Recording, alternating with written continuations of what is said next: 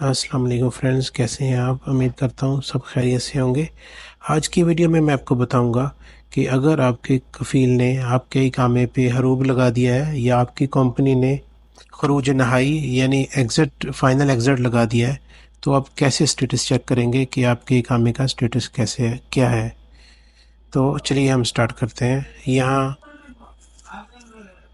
Web address लिखेंगे mol.gov.ikama और search करेंगे तो इस साइट को ओपन करेंगे।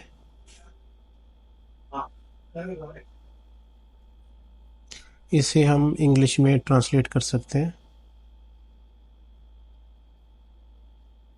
उसके बाद यहाँ आप देखें तो बॉर्डर नंबर है, रेजिडेंसी नंबर है, पासपोर्ट नंबर है।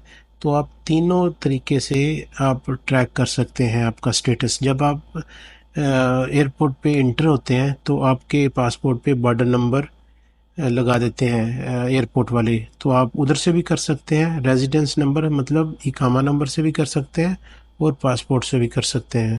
तो मैं इकामा नंबर से ट्रैक करूँगा।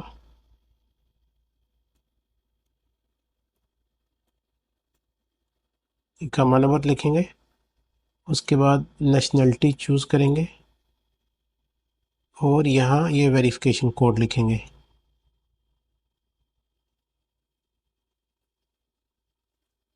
और रिसर्च करेंगे।